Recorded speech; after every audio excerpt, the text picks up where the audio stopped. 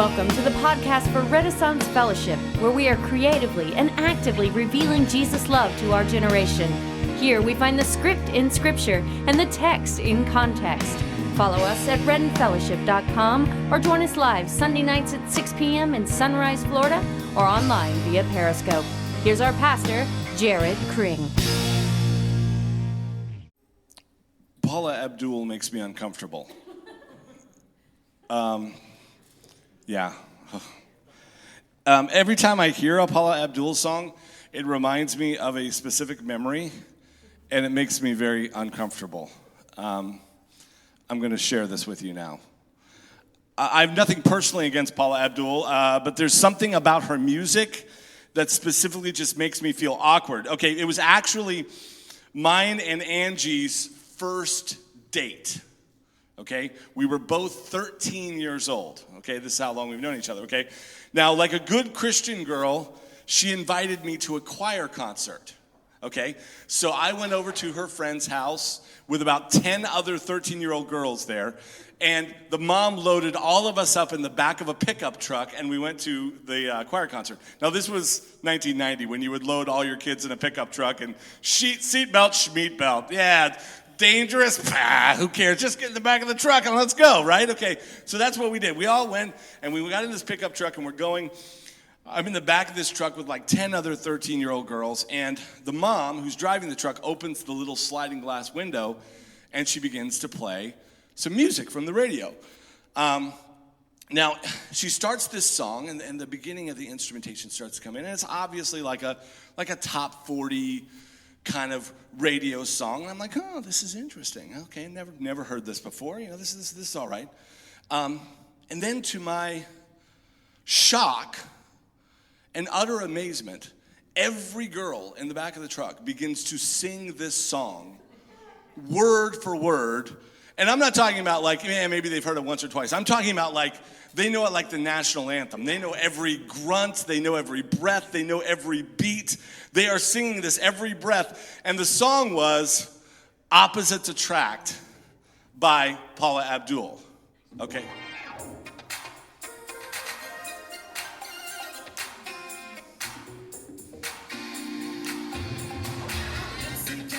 See, I had this incredibly awkward sense of being out of place. Okay? Because this song that all of these people my age knew, they knew it word for word. I had never heard it before in my entire life. Now, and I realized at this moment, this was an incredibly important moment, because it was this moment in my life that I realized I was weird. This was the moment when I came to the realization that I was weird. And I'm not talking like weird in like wearing a lab coat, pocket protector, keeping peanut butter in your backpack kind of weird. That's not what I mean.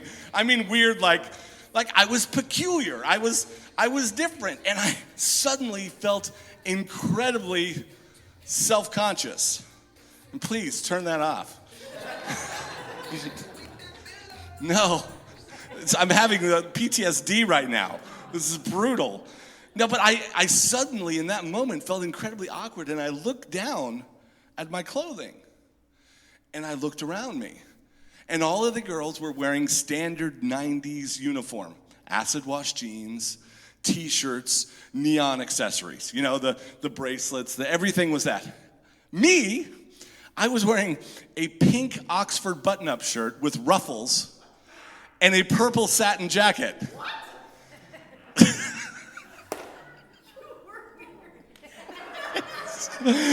But until that moment, I had no idea.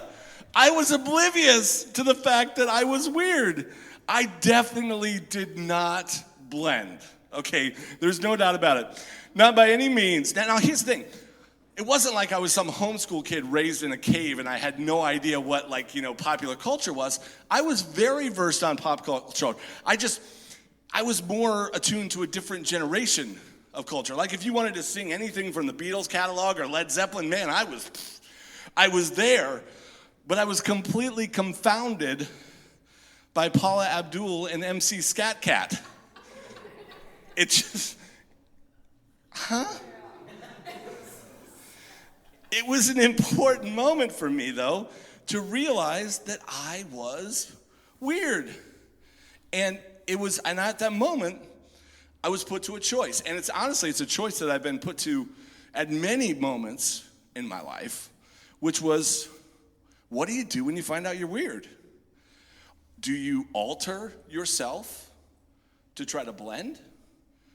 Because we live in just the most hypocritical world. I mean, we live in a world that extols, worships, writes books, makes biographies and biofilms and specials and TV networks dedicated to people who go against the grain, right? We love people who find a new way, who say, everybody's going that way, well, I'm going this way. We love pioneers. Yet, we spend all of our time making sure that no one ever does that. Conforming people to the same thought patterns, conforming people, making sure that being normal is the most important thing in your life. Don't stand out. Don't stick out. Don't do it different than other people. Whatever you do, blend in.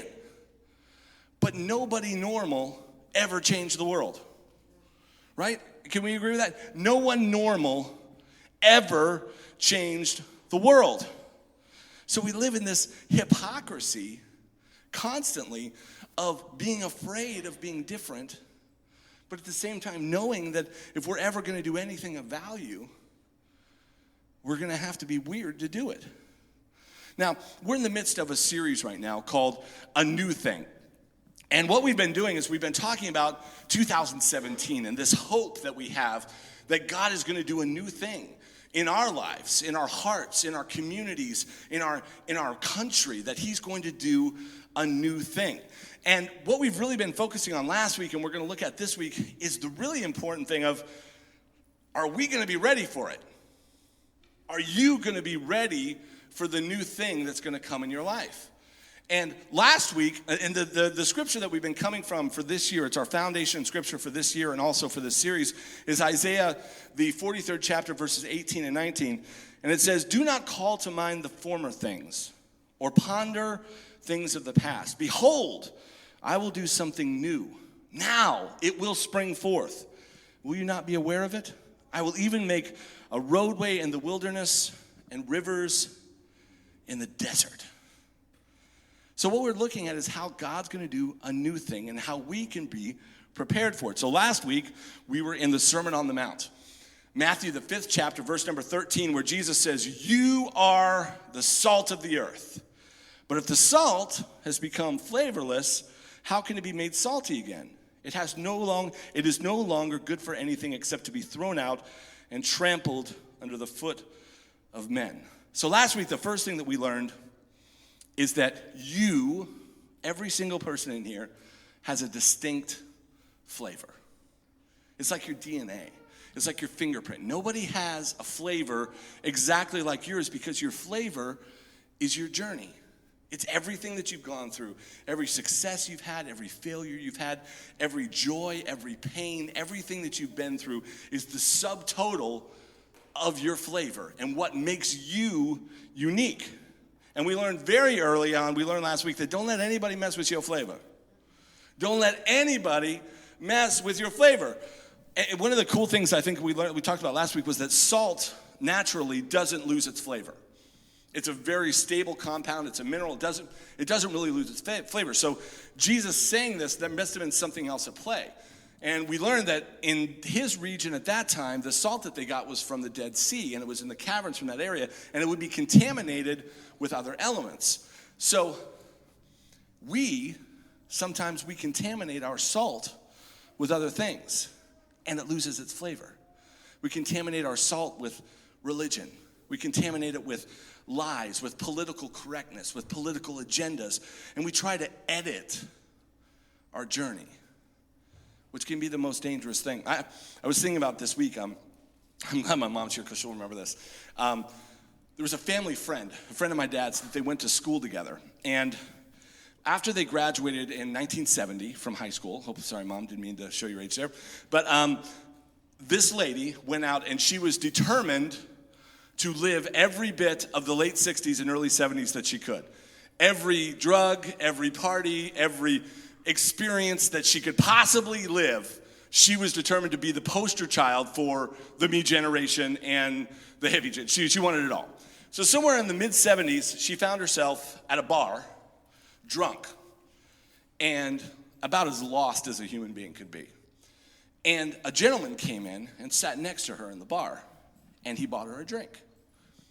And that night, as they drank together, instead of him trying to pick her up and take her home, which she may have been familiar with, he witnessed to her, and he told her about the Lord. And she got saved on that bar stool, in that bar, probably a little bit intoxicated and inebriated. Now, fast forward about 10 or 15 years, and we're visiting her, staying at her house as a family, spending some time with old friends, and she begins to talk about this church that she's involved with and how they're kind of protesting and having a problem with another ministry in town who has an outreach into the bars in the community. And how some of the people from this church are going into the bars and witnessing to people, and how it's just not right for Christians to be in bars. And it's not right for Christians to drink alcohol. And she is so adamant, like pounding the desk adamant. And I'll never forget my dad's face. It just was just like, just flabbergasted. And she's like, "What's wrong?" And he's like, "Do you remember how you were saved?" And she's like, "Oh, shh. I don't like to talk about that in front of people."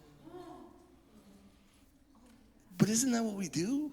We forget so easily our journey and where we came from. And we love to leave out the little ugly details, right? We like to talk about the big stuff. But we don't like to leave out the skips and the scabs and the scrapes that led us to the big stuff. Don't forget where you came from. Don't forget your journey, because when you begin to edit your journey, you can inadvertently remove its power. And then finally, last week we learned that God is going to use your flavor. Because we are salt, and remember, salt makes people thirsty, and Jesus is the living waters, we have a huge part to play in this. We are the salt that makes people thirsty, and the only thing that can quench that thirst is a relationship and the love of Jesus Christ. So when we use our flavor to reach and interact with our world, we are making them thirsty for something that can only be quenched by Him. Now, we're going to continue right where we left off last week. We're going to be in Matthew, the 5th chapter. We're going to be in verses 14 through 16. And last week, Jesus talked about that we are salt. And this week, He's going to talk about how we're light. Now, this is probably one of the most familiar passages in all of the Bible. You are the light of the world. I mean, not just the Bible, but this is infused in popular culture and literature and film, music. I mean, you hear this kind of paraphrased and used all over the place. So what we want to do tonight is we really want to look at it and what does it mean to be the light of the world? So Matthew 5, verse 14, it says, "You are the light of the world." You are the light of the world. The important word there, are. We talked about this last week. Jesus said, you are the salt of the earth. This is not a statement of potential. This is not, hey, you could be. You know, go get your bachelor's and you could become the light of the world and the salt. Get your master's and you could be the light. No. This is not a statement of potential. This is a statement of fact. You are the light of the world. This is not something that's contingent on something. It's what you are. And it says that a city set on a hill cannot be hidden, which was a great analogy. You know, when you ever been driving late at night, you know, of course there's no hills in Florida, so it's a really bad example. But like, yeah, when you're driving, if you've ever been like cross country and you see a city off in the distance in California and it's up the lights and you just can't miss it. There's no way that a city on a hill can be hidden because of the light. At night, it just shines bright and it's elevated. And I love the visual that Jesus gives us here. Remember, we're always looking for the script in Scripture and the context of the text. Jesus is giving us this amazing visual that we as believers are like a hill, a city on a hill. And here's the thing. He's basically saying in a world of Paula Abdul and acid wash jeans, you are pink ruffled shirts and Led Zeppelin, okay? You are going to stick out like a sore thumb. You are light. Everybody in here, I can look you in the eyes tonight. You are salt and you are light. What an amazing thing. Your journey makes you different. Your faith makes you different. Your perspective on life, it makes you different. You are different because of your hope. You are different because of the way that you see the world. And here's the thing, you can't hide it, even if you wanted to hide it. You can't. You're a city on a hill. You can't hide it. And because of this, I don't know, maybe you've experienced this. Maybe there's sometimes you're not always invited to everything. Maybe there's conversations that you're not included on. Maybe there's situations where people don't even think to include you. Has that ever happened to you? It's happened to me. And that's not a bad thing. Sometimes we get offended because we're like, oh, I didn't get included. But did you really want to be there for that thing? I mean, did you really want to be in that conversation? Did you really want to be in that meeting when they cut somebody down and they got behind their back and they stabbed them in the back? Is that where you wanted to be? Or were you not included because somebody knew that you were different? Yeah, there may be some circles and groups that you're not going to be part of. And that is okay. You are a light in this world and you can't hide it. Now, some people may say, I don't know, Jared, I don't see how am I a light? I don't see how I'm a light. It's in you. It comes out in the way that you approach things and the way you speak to people and the way you see the world, the way you react to crisis, the way you react to tragedy, the way you respond to people when they are in crisis and tragedy. Let me tell you, I mean this in love. All y'all folks in here, y'all are weird. Every single one of you is weird. Now, I'm not saying that you would wear a pink Oxford shirt with ruffles. I'm not saying that, but you might. That's right. But you're weird. And that's a good thing, because here's the thing. If darkness is normal, I want to be weird. If darkness is the new normal, I want to be weird. Because let me tell you, folks, the golden rule is under attack in our nation in a way that it's never been attacked before. It used to be that it was a given that people, if you said the golden rule, they said, do unto others as you would have them do unto you. They would be like, oh, of course. That's true. Not anymore. People are questioning the very fabric of the universe that God created, which is built on the golden rule. Reciprocity. You reap what you sow. What I give, I receive. They're saying, no. Don't do unto others as you'd have them do unto you. Do unto others as they do unto you. Sounds similar, doesn't it? But it ain't the same at all. Doing unto others as they do unto you is what's called an eye for an eye and a tooth for a tooth. It is not the golden rule. The very fabric of our faith and what we are built on is under attack in ways that it's never been under attack before. Darkness is the new normal. Cynicism, hopelessness, negativity, mediocrity, stagnancy, faithlessness, jealousy. These are the new normals. These are just things that we almost expect of people. You know, it's just automatic. When someone actually isn't this, we're shocked. We're so surprised when an act of kindness happens. Our jaw almost hits the floor. We're so shocked. And let me tell you, if that is the new normal, if darkness is the new normal, then I want to be weird. I want to be weird. The first thing I want you to know is you are a light, and you can't hide it. You can't. Verse 15, Jesus goes on and he says, nor does anyone light a lamp and put it under a basket. Okay, stop. Script in Scripture. So let's say we got a candle here, we got a lamp, and we put it under a basket. What's going to happen? Basket could very well catch on fire. There's one other possibility. The light could go out, okay? Two options when you put a basket on a light. It is going to burn out or it's going to burn up. Okay, now this is what happens to us. When we take our light and we try to hide it, we try to blend. We try to blend into the darkness. One or two things happens. We either burn out or we burn up. This is the thing. When you take all of this talents and this journey and this story that you have, and you take all that and you hide it away so you can blend and act like you're something that you're not, your light suffocates. It's a living, breathing thing. You know, your soul, your light, your journey, your hope. These are breathing things. They need to be fed. And when you don't feed them, when you hide them away, it suffocates. Just like a fire with no air, it goes out. And it's so sad when you lock away and put a cover on it and you suffocate it. And the warning here is, really, if you don't use it, you lose it. I mean, how many people have you run into and said, oh yeah, I used to do that.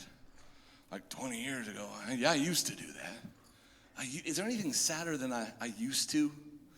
And you can almost see the glimmer in someone's eyes. They regret that something that was a light in their life is snuffed out because they hid it away. You know, our garage always seems like the basket of our life. You know, you go in people's garage and you can see all the things that they used to do. You know, all the things that used to be important in their life that are just now collecting dust. The other option is that you try to hide it under a basket, but you keep using it and keep using it and keep doing it, but you don't share it with anybody. And what that does is it turns you into a critic, because all that energy and all that heat is built up underneath. And then so when you go and hear someone play music, you don't think, oh, that was good. You think, oh, I could have done that better. When you go and eat a meal, you don't think that was delicious. You think, oh, I could have cooked that better. Because in your mind, you're a legend in your own mind. not a legend in your own time. You're a legend in your own mind. And that creates frustration because you don't have a lampstand. Read on what Jesus says. He says, you don't put it under a basket, but on a lampstand. Now, what does a lampstand do? It elevates the light. Because if you put a light down here, it only illuminates this area. Suddenly you raise the light up, what does it do? It illuminates a larger area, right? A lampstand. So what's a lampstand for our light? It's an outlet. It's a way to use your light. So you're not hoarding it away to yourself and building up all of this frustration that turns to cynicism, that turns to anger, and it just burns you up. And that's when you get the bitter people saying, well, yeah, I used to do things in church, but well, you know them. You know, I used to, yeah, but, well, you know. And the anger and the bitterness and the frustration that comes with the hurt of your light burning you up from the inside out. You get burnt out or you get burned up. Instead, we need to look for a lampstand. If you play music, find some place to play. Maybe you cook. Instead of just doing it maybe once a month, bring friends over and have a party and a meal. If you're a carpenter, maybe you find a local theater and you build sets for them. If you do poetry and spoken word, hey, we have a coffee house here once a month. Come, speak, do what it is. If you just love to be involved and to help, trust me, there are so many organizations and people that could use your energy. But if you keep all of that hidden away, then guess what? You're just part of the problem. Because here's the thing, the third thing. Your light is not just for you. Jesus goes on, he says, you put it on a lampstand and it gives light to all who are in the house. Your light's not just for you. You weren't given your gifts just for your own entertainment. You weren't given the things that you've been given in life just for yourself. Your light was never meant just for you. Your light is not only for you, but for the people in your life, the people around you, the people who lean on you. Did you know there are people leaning on you? You're like, oh, no, not me. There's nobody leaning. Oh, yeah. Every single person in here has people that are watching them. There are people in your lives that watch you. Maybe it's neighbors. Maybe it's coworkers. And lots of times it's people that you would never think, because they're watching when you don't know they're watching. They're watching to see if you really are what you say you are. If when the chips are down, when the defecation hits the oscillation, are you really going to be what you say you are? Or are you going to crumble under the pressure and be just like everybody else? That's what they're watching to see. Are you going to burn up? Are you going to burn out? And the thing is, when you do that, you're not just removing your light from your life, you're removing it from the lives of everybody who's leaning on you. And they're hoping, these people, that you can be a relief from the darkness in this world. Read on verse 16. Jesus says, "Let your light shine before men in such a way that they see your good works and glorify your Father who is in heaven." Okay, the first thing I want you to see right there, that first word, let. It's a powerful word. It's a word of permission. It's a word to allow something to happen. We've got to make a choice to allow something to happen in our life. It will never be done against your will. God doesn't take things from people. He is a good father. He doesn't force. He puts you in position. He explains to you the benefits, but he is never going to do something against your will.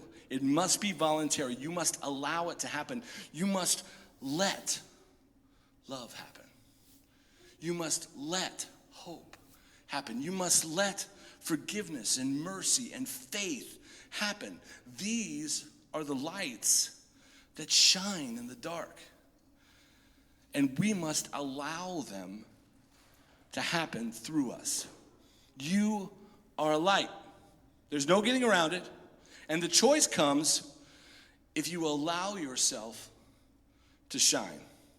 You know, we're so afraid in the church of pride, right? We don't want people to get prideful. You know, don't want them to get the big head.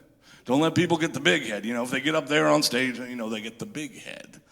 We're so afraid of people getting the big head that we just cut the legs out from under people.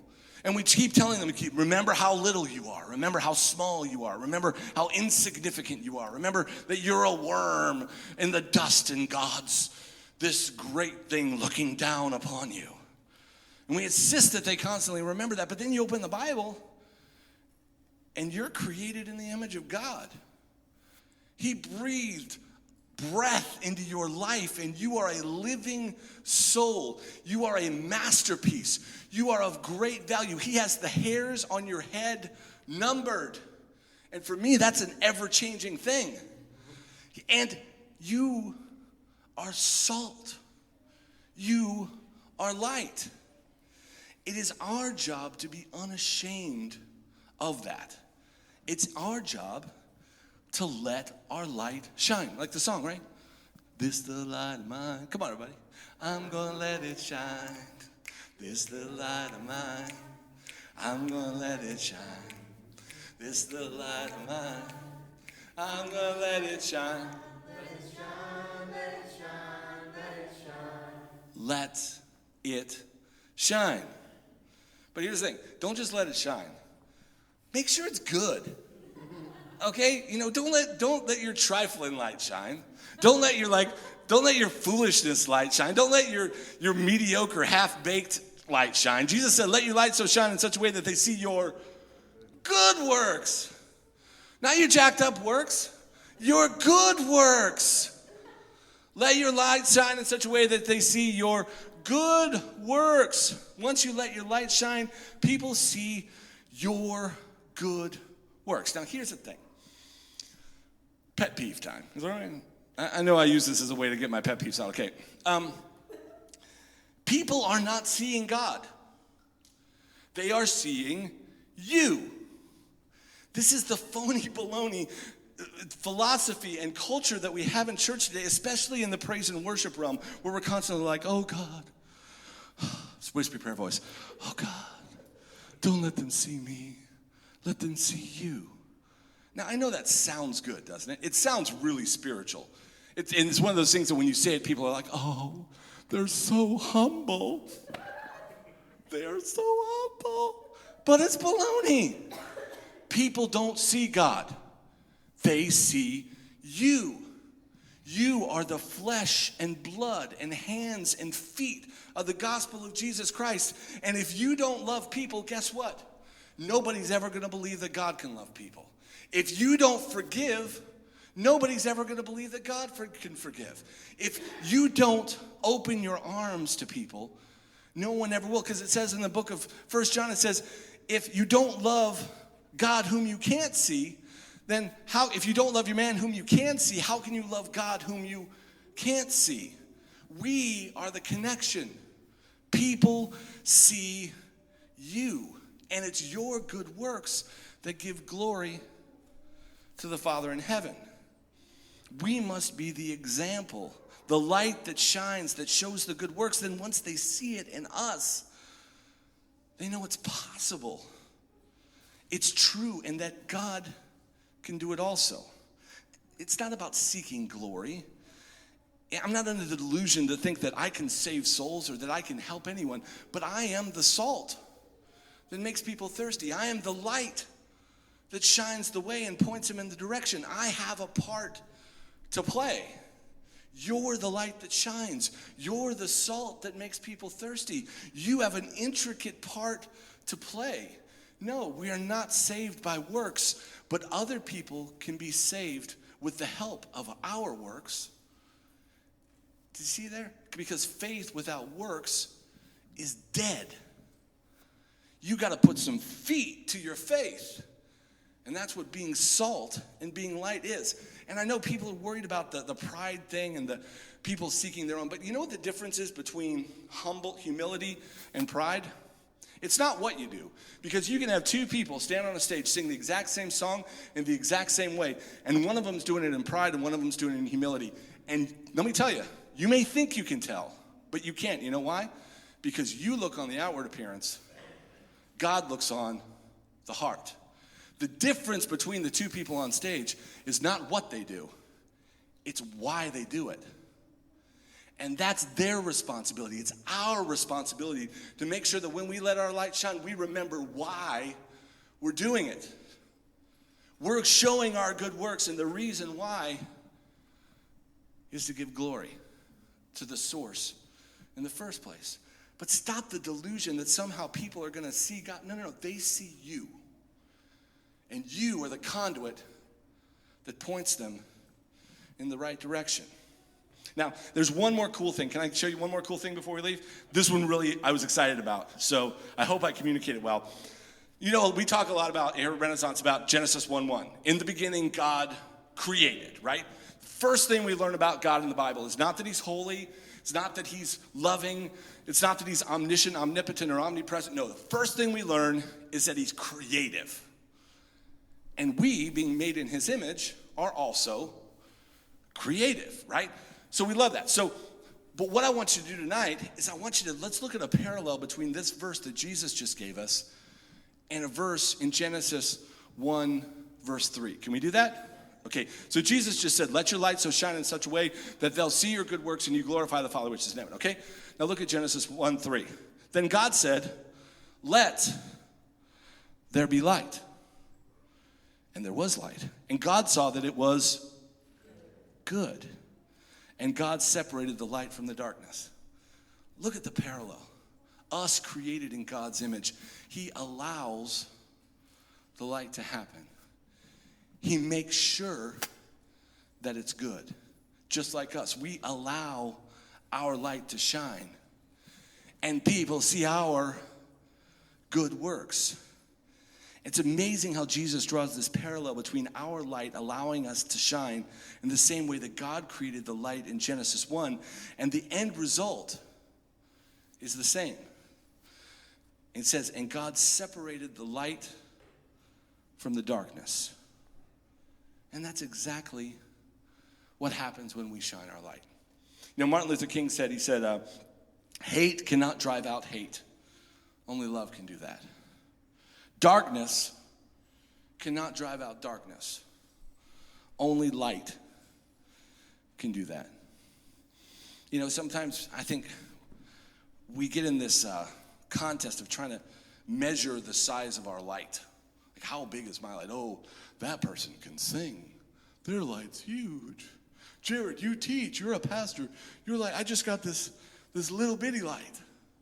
My light's not. What use is my light in this world and in this darkness? We're going to turn the lights off. Somebody wants to go over there. Nah. Because I want to show you a little example, because I got this little light here, this little flashlight. This little LED flashlight, and you turn it on, and it's a flashlight. But here's the thing. You don't need a flashlight in the daytime.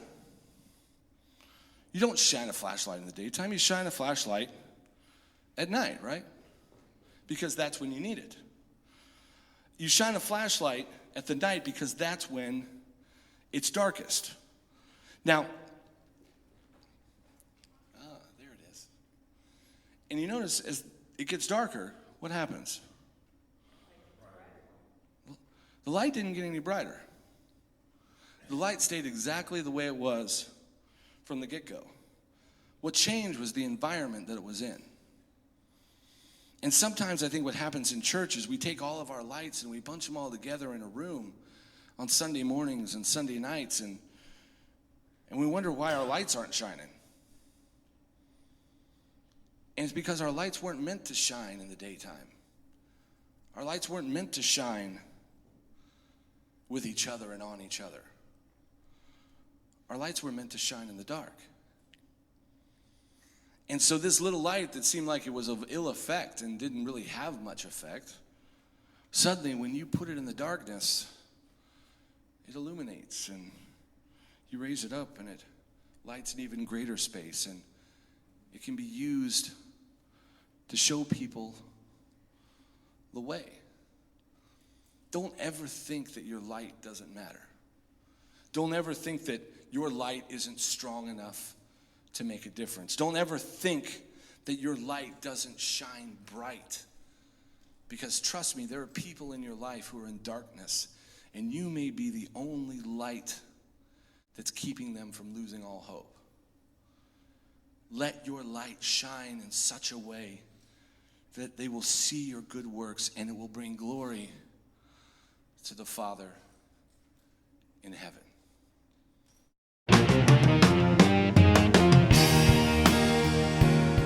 We hope you enjoyed our podcast. We invite you to subscribe and spread the word on your favorite social media, and follow us at REN Fellowship, or keep up with us at renfellowship.com. Tune in next time as we continue to share the gospel according to common sense.